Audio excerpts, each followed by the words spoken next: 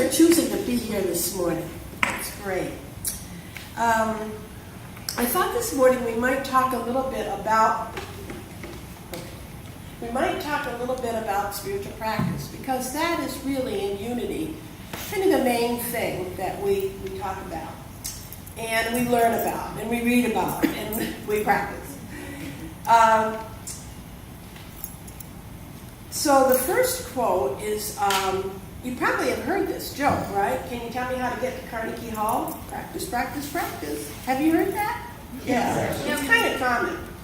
And it kind of, for me, conjures up thoughts of, your mother telling you, oh, go and practice. So maybe you were taking piano lessons or whatever. For me, it was baton twirling.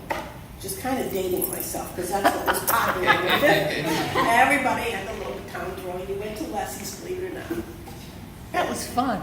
It was fun, right. And you were a majorette in the band, all that kind of stuff. So, but I really liked doing it, and I liked practicing it. I used to go down in the cellar and practice, and then when it was really nice, if it was a nice day, I could go out in the backyard and practice tossing and catching it. So this quote, I kind of looked this up because I really didn't know who had said it, even though I'd heard the thing a lot. And it's credited to several people, but on their website for Carnegie Hall, it credits this man, Jacek Hafis, who's a violinist. And the story that his wife told about this was that he, of course, Carnegie Hall is huge. It's this big building, and it takes up like a whole city block or more in New York City. And so he had just had a performance at Carnegie Hall, and there are many venues there, several big rooms, and they do just an immense amount of things. And so he had a performance, and they were leaving by one of the backstage doors. And as they were leaving, some tourists who were trying to find their way in came up and said, "Can you tell me how to get to Carnegie Hall?"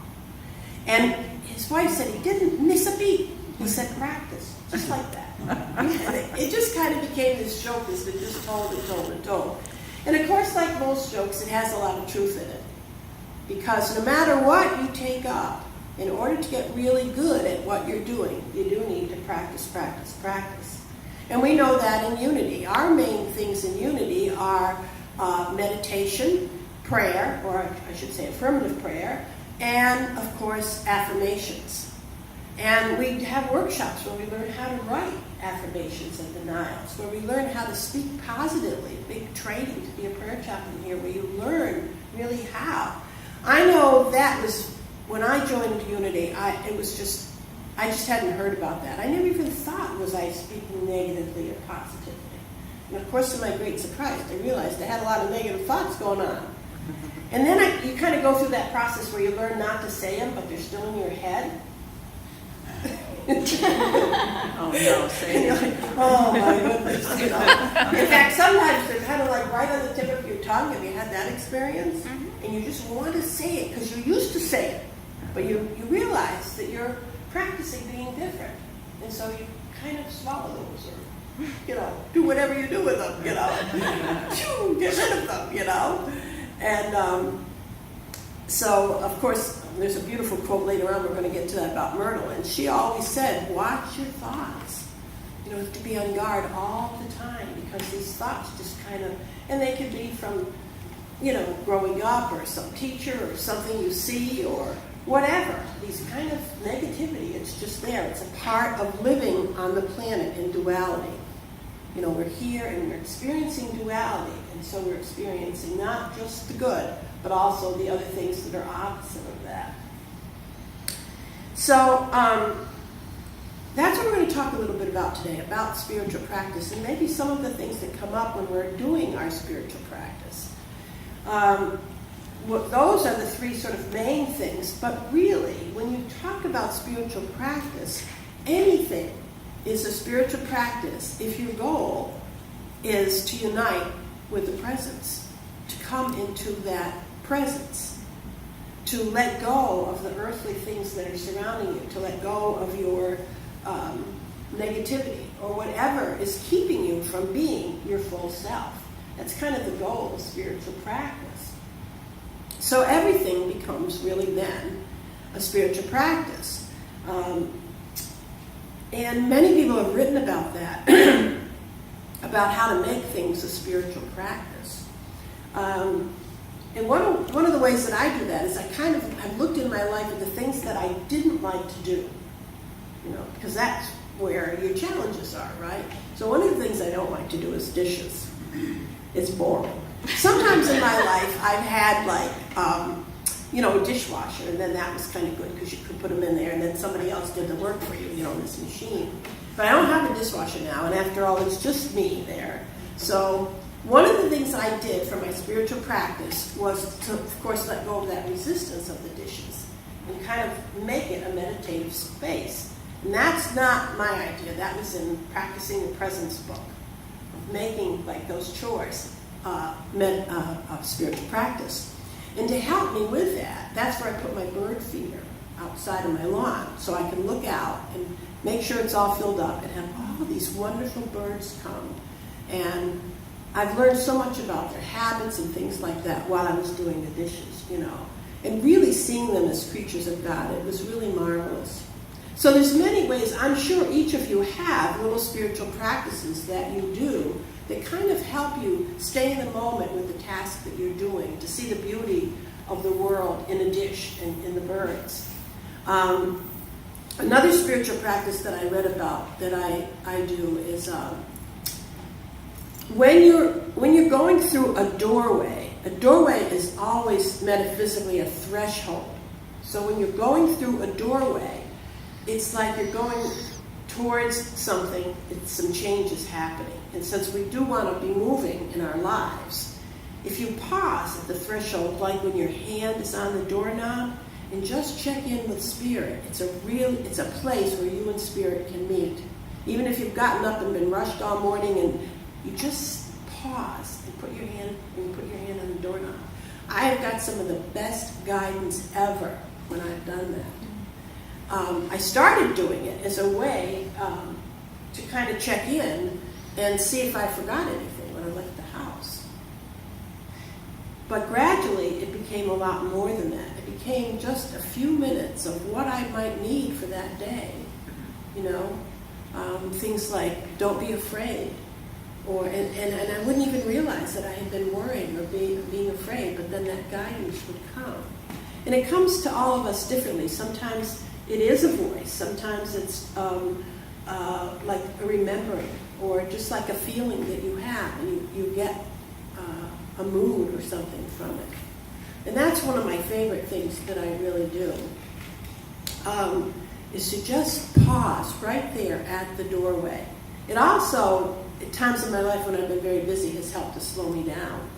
So gradually you realize that you're doing these things, but then as you keep doing them and keep practicing, more and more things come up for you. So I would be interested in what you do for spiritual practice.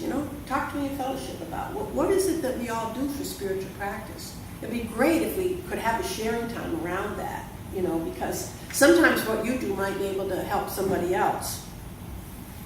Our next quote is from Joseph Campbell, one of my favorites. We must let go of the life we have planned so as to accept the one that is waiting for us. So, of course, this speaks to something that's necessary, I think, at the beginning of any spiritual practice, and that's surrender. And we also, the daily work was about letting go. Isn't that cool? Don't you just love it when that happens, So that surrender is very important. And that's up for me again in my life now, because I just joined the Transformation Room, which is a new program that the Course in Miracles has through the Teachers of God Foundation. And so you get this, you study something for a whole month and you get downloads and all this kind of stuff. So the first month is surrender. So I get another opportunity to look at that. Something that's probably been very hard for me because I have a tendency to just make my plan and kind of go my own way. My son, when he went to Sudbury Valley, which is a private school, and you kind of give a thesis when you're ready to graduate from high school there. And all the students and the teachers come and you present your thesis. And they have the same questions for everybody every year. And it's, why did you want to graduate at this time? when you talk about your activities and how that applies to your life at Sudbury Valley, and then it's what are you going to do, apply these things to the greater world and the greater community. That's kind of in a nutshell. It's been a little while since I did that. And so he had a t-shirt that he had gotten that I had never seen that day. And on the t-shirt it says, "Make no plans." And I just sat there, it was so amazing, something that I was still working on learning. And there's my son with a t-shirt on and his high school thesis saying, "Make no plans." And I thought, wow, I need a t-shirt like that. But I was also very gratified and very, very grateful that my son had had the opportunity to be in a school like that, where there weren't a lot of rules and where they weren't encouraged to make plans, but they were really encouraged to be in the moment. And it gave me great hope, for the world to just see that t-shirt, on my son that day, It was so different than my growing up. And sometimes we think, oh, there's all this stuff out there in the world, and the world is going to pot. If you hear people say that, oh my God, it's just awful, it's not like it was in my time, and stuff like that. I am just so gratified when I look out there and see, because there are so many wonderful changes that are taking place. And when you look at those, you just see that, yes, we are truly headed in the right direction. Most of you know I'm a massage therapist, and I had this client once, and she came in on a regular basis, and this one day she came in, she was so happy because her daughter had gotten a scholarship to college for basketball. And my mouth was just hanging open, and I said, when I went to high school, we had women's basketball. And she said, well, what was that? And I said, well, we had guards and forwards. And the big long basketball court where you were either a forward or a guard. And you could only go halfway. And when you got to that line in the middle, you had to pass it to the other girls, and then they put the ball in. So you were either that. And I remember asking when I was a teenager, why didn't we play basketball like I did in my neighborhood, where everybody just ran all around and put the ball in if they had it? And the gym teacher said, oh, well, girls aren't supposed to run fast and they can't run that whole length. And I said, well, I can do that. Really, we had girls basketball. And how do you think we are going to get strong and run and do all the things if we don't have the opportunity to run a full court? I can remember so many times when I was just there and I would get to that line and I'd be just getting up a good head of steam to go all the way, and I had to stop. What kind of life lesson is that for someone? So I know that things are changing, because here, a client of mine, her daughter is in college now on a basketball scholarship.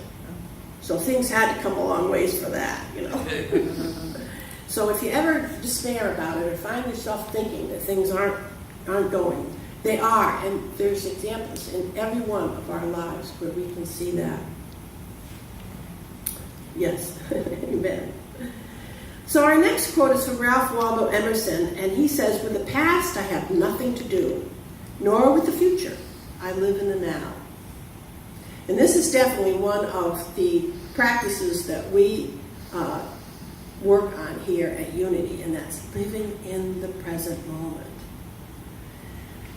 And how's that going for most folks?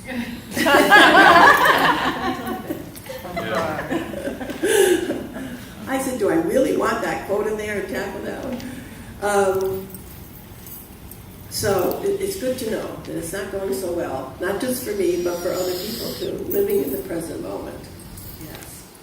When I first started to meditate, it was actually before Unity, and I was doing it through yoga and yoga class and everything. And really, I just couldn't sit still for 5 minutes. And my mind would just be flooded with the amazing things that I had to do, that I was sure was absolutely necessary for that day. You had to do those things. So I think this is a real challenge for a lot of us, and that's to kind of live and be right in that present moment. I think for a long time I didn't even know what that present moment was, because I did either live in the past or in the future.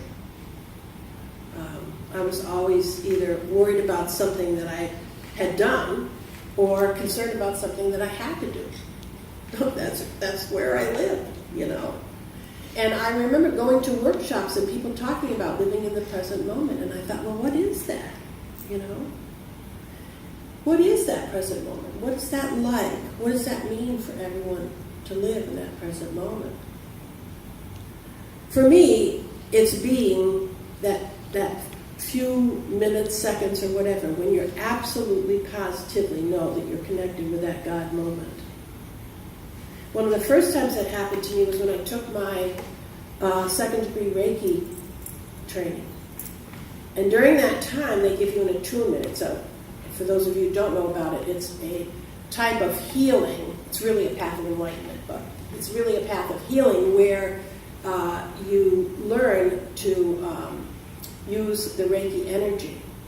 And so they give you an attunement. It's done by initiation, meaning you're taught from the master, gives you the attunement. You have books, of course, but it really isn't that kind of a thing. It's the one thing, I think, in this country that's done by initiation. We're pretty much into going and having books and tests and giving certificates that way.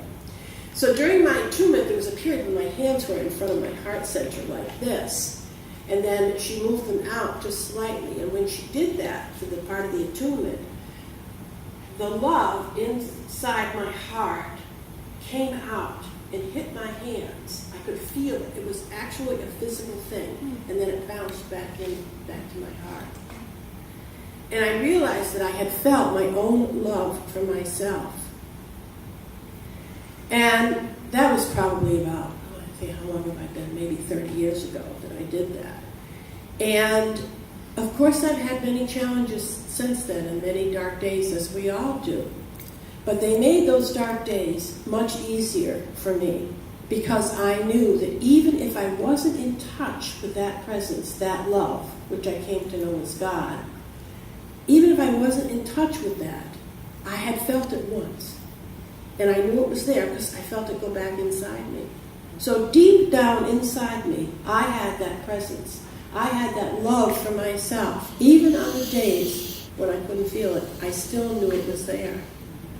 And I think that God gives all of us some experience like that, where we know the presence, that it's inside us. We know that it's there. For some people, it happens very, very early in life. They have their spiritual experiences very early, and other people, it may take a little bit longer. But I believe we all have that. So we know what that presence is inside. We know at some level that God lives within us. And that was, I never really heard anybody say that before until I came to Unity. And the day that my first day that I went to Unity was, many of you know, was in Somerville, and I went to a service there. And I felt like many people do their first time at Unity, that they've come home.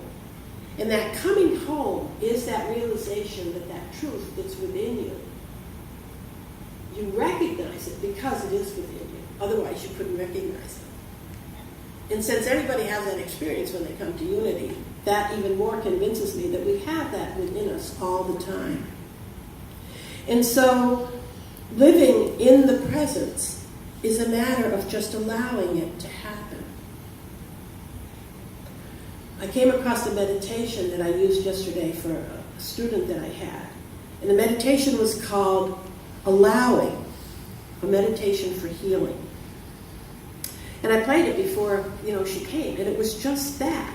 It was like, okay, we're here, we're going to relax, we don't have to do anything to heal ourselves. We're just going to, and it was the whole thing of sitting here and being grounded and allowing and opening up to it and everything. There was like nothing to do. And I thought, what a wonderful meditation, because there really isn't anything to do. You don't have to make any plans. It's all been already done for us. You just have to let it happen. Myrtle Fillmore is our next quote. Our part is to consecrate our senses to the truth and train our thought children to express joy, love, faith, wisdom, life, and health. It's one of my favorite quotes by Myrtle Fillmore. And of course, the reason I love that quote is because she refers to our thoughts as thought children. Meaning that you have to watch them like you do a child, and you have to give them some guidance or train your thoughts, as we say in Unity.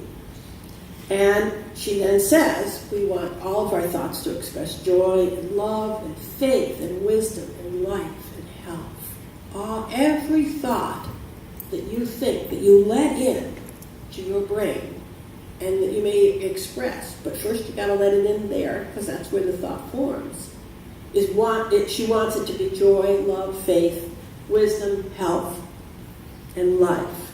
What a wonderful, wonderful quote that is, isn't that? And Myrtle was the one who always said, watch your thoughts, watch your thoughts. And there's a really wonderful story about Myrtle to do with spiritual practice. And of course, she was, really big on affirmations and denials. And people would write to her, and they would ask her an affirmation, or they would say the one they had and ask her and tell her about their health problems and things like that. And she was a great correspondent. She wrote it. There's a book entitled that, about Myrtle's healing letters. Great book. So one of them that's in that book, this one writes to her, and she's complaining. Well, I did my affirmations, and I did all this and everything. I did everything he told me to, and I still have such and such. And Myrtle wrote across the letter, do it again. She sent it back to her. Do it again. Which is just the same thing as practice, practice, practice. If you don't have your results, it might not be that you're doing anything wrong. It's just that you haven't done it enough. You haven't corrected those patterns, those ruts in your mind. There's a wonderful story in the Quest magazine, and it's about a sign in Alaska. And there the soil heaves and thaws and freezes. And so some of the roads that are dirt get these big ruts in it. And the sign at the beginning of this road is, choose your rut carefully. Choose your rut carefully. You're going to be in it a long time on this road. And you can say the same thing about life. Choose your rut carefully, because your life is going to be quite long. And do you want to be in that same rut all the time? So Myrtle says, watch your thoughts. Watch your thoughts. Be aware of your thoughts. And the only way we can be aware of our thoughts is if we are in that present moment. We're not doing things rotely. We're just conscious. What am I thinking right now? What am I thinking about this thing that I have to do in the next hour or so on? What is going on in my mind that I'm thinking? Because the mind's already thinking.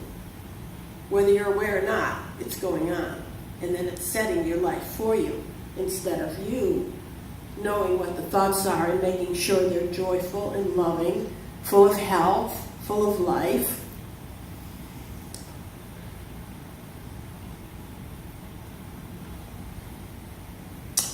So our next quote is from Marianne Williamson, and it's a wonderful, wonderful quote. It says, the goal of spiritual practice is full recovery, and the only thing you need to recover from is a fractured sense of self. So what does she mean by that? A fractured sense of self. You've forgotten who you are. That's right. We've forgotten who we are. That's right. We think we're Arlene, or we think we're Laurie, or think we're Linda. We're separated from God. We've forgotten our spiritual self. Even the way we express, like the New Age is body, mind, and spirit. I always thought it ought to be spirit, mind, and body. But spirit's on the tail end. Oh yeah, we'll get to that sooner or later. After we, beautify our bodies and educate our minds, then we'll get to our spirit, That's how my mind works. It's a little weird. Because our spirit is that which passes on into eternal life. The rest of it just is not there. We don't take any of the rest of that with us. So what Marianne Williamson in the Course in Miracles is saying is that is what we need ultimately to recover and to heal. And that's that feeling separated from God. We need to feel like we're a part of God. We need to believe that we are that, is what we need to do. I never heard that either till I got well into unity. Well into unity. So, how do we do that?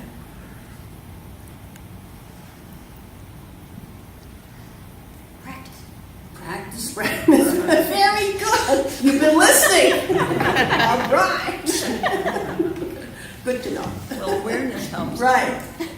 Practice. That's right. And you will be led, just like I am and all of us are, to the spiritual practices that you need to recover that part of yourself that's fractured. That part of yourself that believes that you're not a part of God. That's right. I feel so blessed to be in unity. I grew up in the Methodist Church, and although it was a wonderful experience for me growing up there, and provide a lot of community for me and so many, many, many things that are good, it left me with the idea, of course, as many very traditional religions are, that God is outside of myself. God's up there in the sky.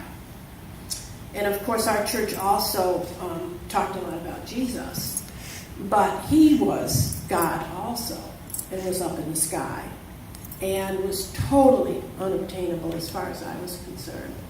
I really had that thought. I can remember thinking that. Well, I could come to church and everything, but I could never be as good as Jesus. I could never do the things that he does. And that's the way I felt. I always felt inferior, always, to that. Because that was what we were taught. God was up there. And that was it. We said the Apostles' Creed. I don't know if I could still say it. I bet I could. But I remember the lines that said, "Sitteth at the right hand of God the Father Almighty, from whence he shall come to judge the quick and the dead." I mean, those are scary words to a kid, huh? Yeah. Really, think about it. I didn't even say the whole thing yet. But that judge the quick and the dead, I said, okay, I'm dead. I'm dead already, So when I first started going to Unity was in 1995. And so I had a lot, like I think a lot of us do, a lot of baggage that I brought with me in the form of beliefs that had to change in order for me to move forward in my life. Lots and lots of beliefs. I also came from what I would describe as sort of an adversarial family, meaning the way in which they related to each other and to the world was pretty adversarial. It wasn't like she said loving, faith, wisdom, health. It wasn't like that. You argued with each other, and my father kind of ruled the roost, and, although it was very loving in some ways, it wasn't outwardly expressed like that at all, So it was always that loving, that understanding that although it was loving, it was still adversarial. And I would be in Unity many years before I attended a workshop that had that line in it, which is so wonderful, and that is, nothing is done to you, everything is done for you. And it just flipped my world right around, just like that, in that one line. Because I had always believed that things were done to us. You had bad luck, bad bosses, people that hated you. The world conspired against you. There was no way to get ahead. I know, there's some of you are smiling, so I know you've heard that stuff, right? But that's an adversarial approach to life. You've got to get out there and fight and win, and competition and all that stuff. And you can't get up a full head of steam because you can only go half court. Yeah, exactly. Pass that ball. Yeah, you got to pass it to somebody else who gets the credit. Really, think about it, So that's why I say I am so grateful to Unity and to have been, that Unity found me. I didn't find it, definitely found me, I don't know why there aren't a million people here today. Yeah. In every Unity church, why are there not millions of people wanting to hear this wonderful, good news that the world is not adversarial. It's loving and it's wonderful. And that presence lives right within you and within me and all of us. And we can see it when we look into each other's eyes. We can see the Christ there. How much better way is that to look at the world? But we have so many old ideas that are hanging out in the back there.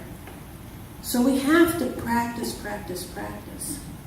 to let go of some of those old thoughts and those old ideas so that we can move forward through the threshold of life with our hand on the doorway for our guidance. Just wonderful. I love unity. So let's go into meditation now.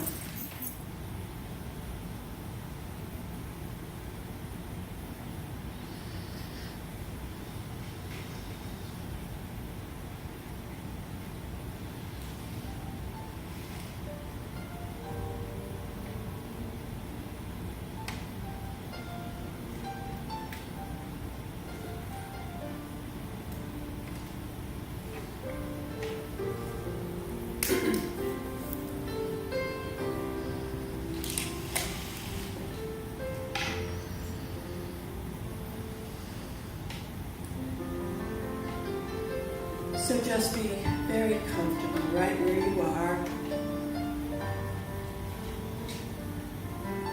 If you'd like, you can close your eyes. If you have anything on your lap, you can take it off. Just set it aside for now. You can pick it up again later.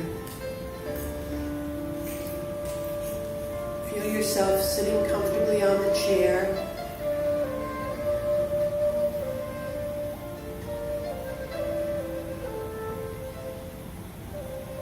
There's no place to go, and there's nothing to do.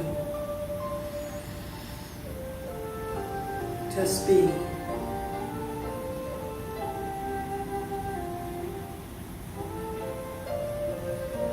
Imagine you are walking out on the beach, and God says, go ahead, pick a grain of sand, any grain.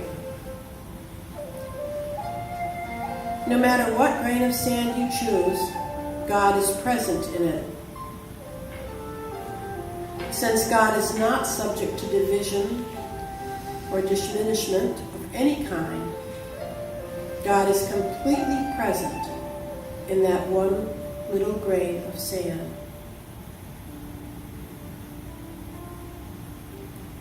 Furthermore, since the whole universe flows from God, is sustained by God, and subsists in God, you are holding in your hand a grain of sand in which you, along with the whole universe and everyone and everything in it, is wholly present.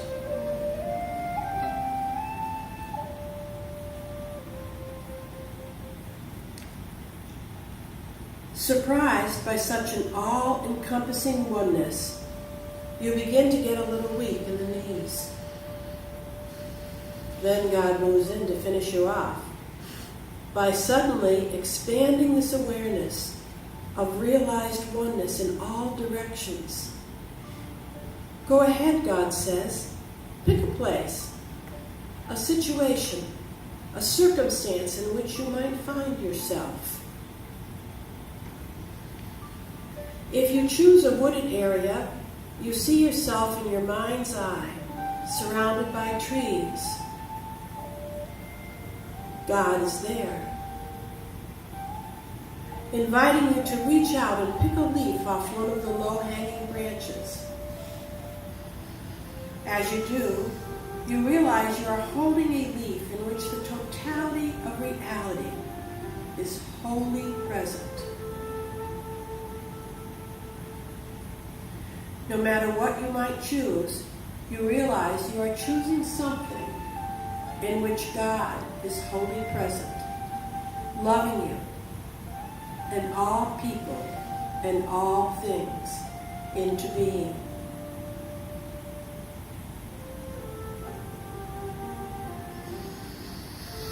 Then God invites you to reflect on any aspect of yourself. No matter what aspect of yourself you focus on, God is there, wholly present in each breath, each thought and feeling, each turn of your head.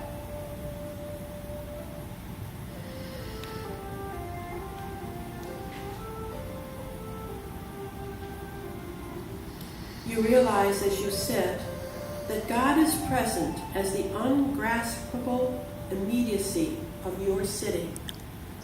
As you laugh, God is there in your laughter. As you cry, God is wholly present in each tear that falls from your eyes.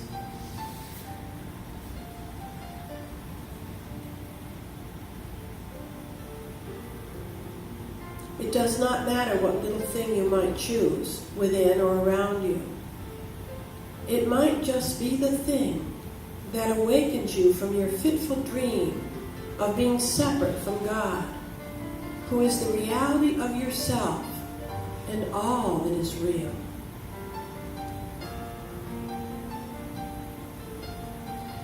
In the silence, may each of us be so fortunate as to be overtaken by God in the midst of little things. In the silence, in the silence.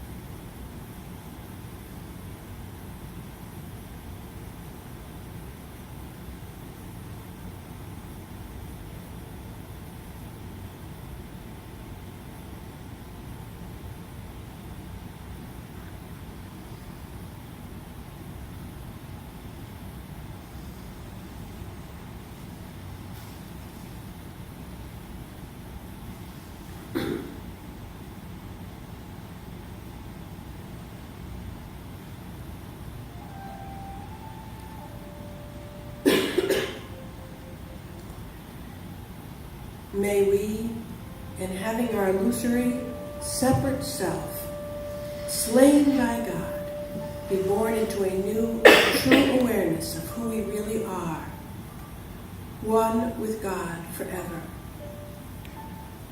May we continue on in this true awareness, seeing in earth and every little thing we see, the fullness of God's presence in our lives. May we also be someone in whose presence others are better able to recognize God's presence in their lives, so that they too might know the freedom of the children of God.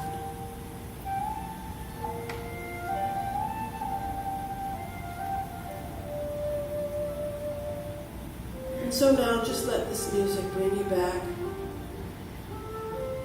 from your meditation. Stretching a little, being aware of your seat and where you are.